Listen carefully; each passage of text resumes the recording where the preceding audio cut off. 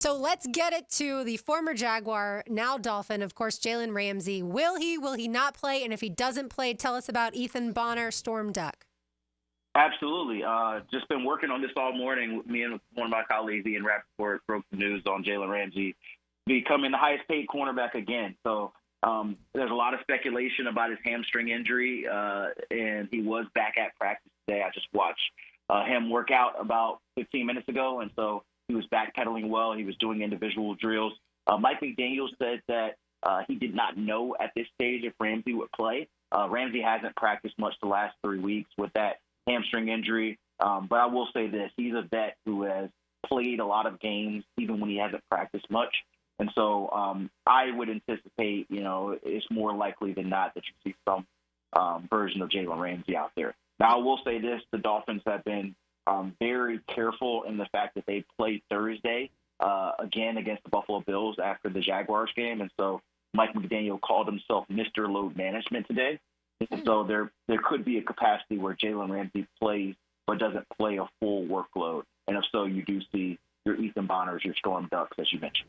The irony is not lost on me, Cam, that Jalen Ramsey has an injury and may not be playing the Jaguars. And now all of a sudden he gets paid and now he's at practice. I'm just kidding. I was like, hey, I will let the people connect the dots. I will not connect the dots. Yes, exactly. Those are my words, not yours. It's all good. Cam Wolfe of the NFL Network joining us live from Miami and from Miami Dolphins practice. Cam, let's stay with the injury report for the Fins. Aaron Brewer, Benito Jones, obviously at the heart of that offensive line, the heart of the defensive line, respectively. What's your expectation for those two players and their availability on Sunday?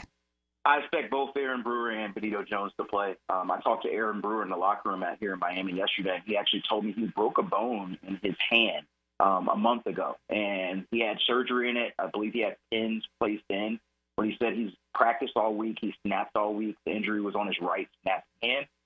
He said he feels pretty solid. He said there is some still discomfort, but it feels like otherwise he has a brand-new hand. And so he will start at center.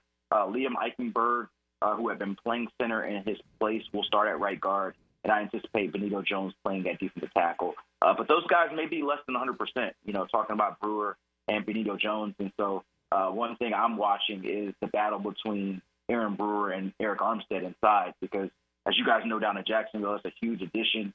He's been a game wrecker for a long time in the interior, and if he's back health-wise, I'd anticipate him having an advantage in that matchup. And if I was Eric Armstead, the first thing I'd love to hear is that my center I'm facing is coming off a broken hand. That would juice me up a little bit more. And you combine that, of course, Cam, with another player you're very familiar with. We just heard from him, Devon Hamilton, and his return to full health after being banged up throughout the course of last season. But quickly on that interior three, I want to hold on that thought, because that has been the X factor I know that I've tried to hammer home all week. This is a new look interior three of that offensive line for the Miami Dolphins. How are they gelling so far? Also, what is the health of those two tackles who, while certainly have some skins on the wall, but have been banged up this offseason? It's a great question. To me, that's the biggest question mark about this Dolphins team, the interior of their offensive line. And it's funny because the Dolphins offensive line has been a question mark for a long time. And every time you talk to their general manager, Chris Greer, or head coach Mike McDaniel, they always say, hey, you guys are worried about it more than we are. And maybe we are, but the reality is that group has kind of been a revolving door. They lost Connor Williams and Robert Hunt in free agency.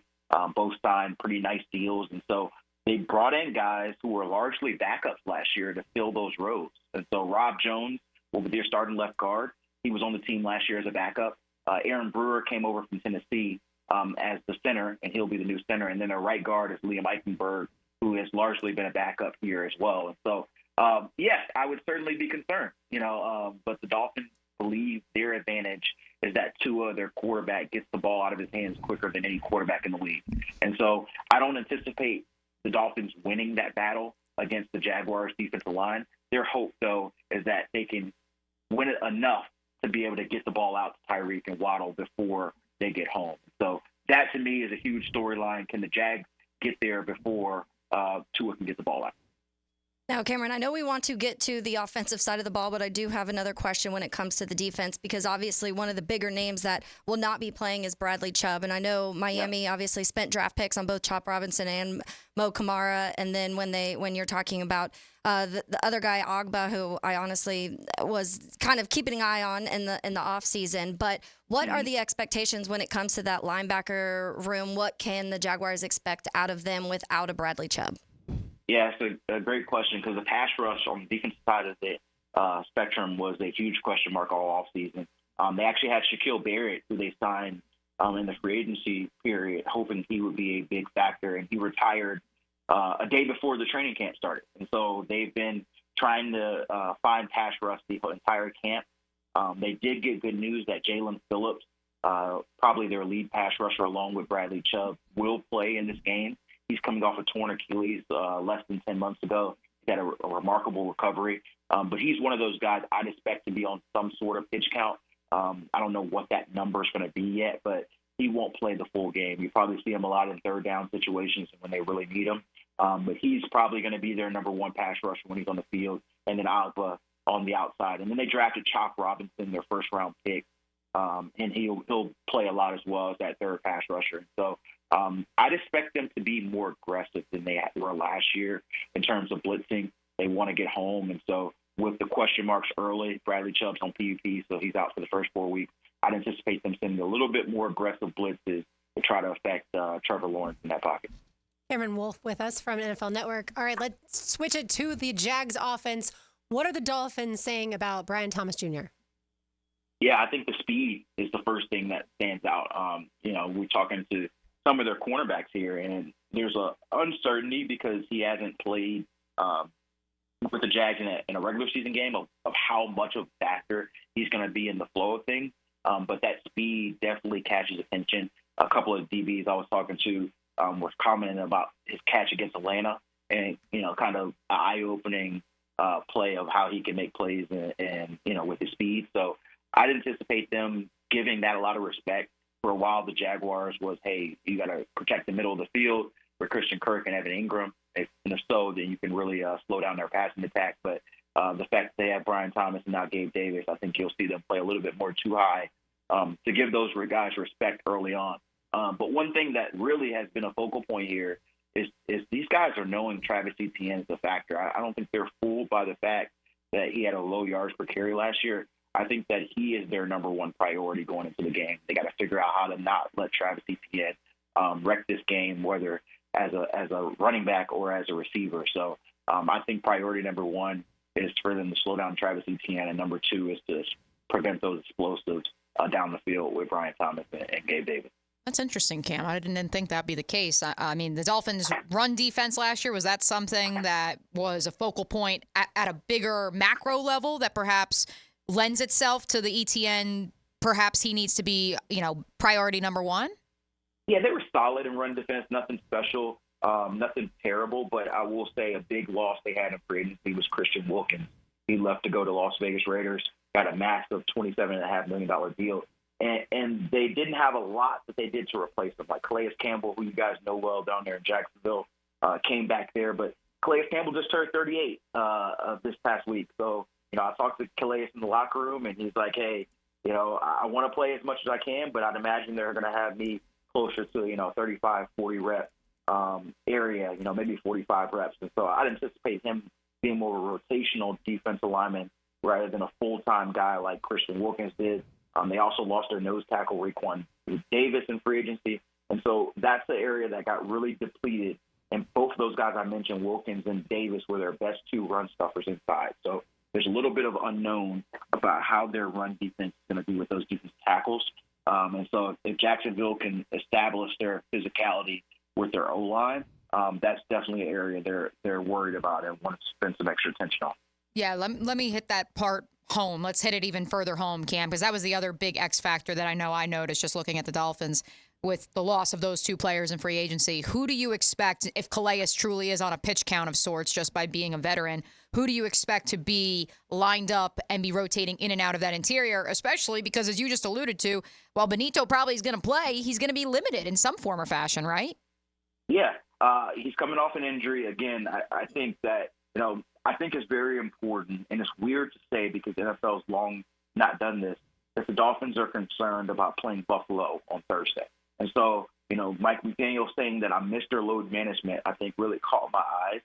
He's referring a lot to practice, but I'd also anticipate him saying, I got to take care of my guys. I don't want to run them into the ground Sunday, and not saying they're going to treat this lightly. Every game's important.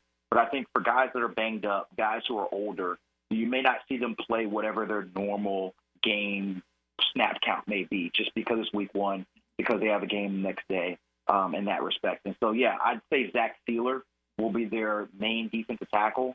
He's going to be their DT1. He's probably going to play the most snaps of anybody in that group.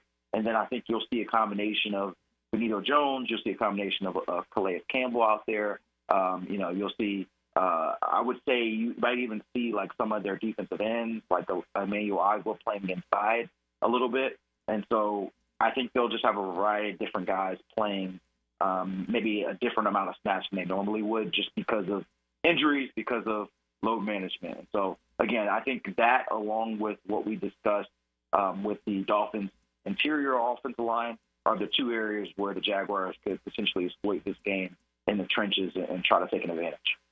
Cameron, let's zoom out for a second before we let you go, since you are also you're the national NFL reporter. A look at the AFC South, because we've had a lot of conversations here of what that could potentially look like for young quarterbacks when it comes to Will Levis and Anthony Richardson, C.J. Stroud, and Trevor Lawrence, and a lot of additions added into this offseason to kind of build all of these rosters up in a little bit of different ways between each one. But what is kind of your outlook of what the AFC South could or should look like this year? Hey, people look at me like I'm crazy, but I love the AFC South. I think that it's going to be one of the most interesting divisions of football. I think it's been a long time since we've been able to say that, but to me, it's the quarterbacks, the young quarterbacks generate a lot of interest in my book. Obviously Trevor Lawrence down in Jacksonville just got saved, and I got a lot of respect for him. And I love what Indy's doing with Anthony Richardson. I think he has a lot to prove. But if he hits his ceiling, I'd imagine he's one of the more tantalizing quarterbacks in this league because of his running ability.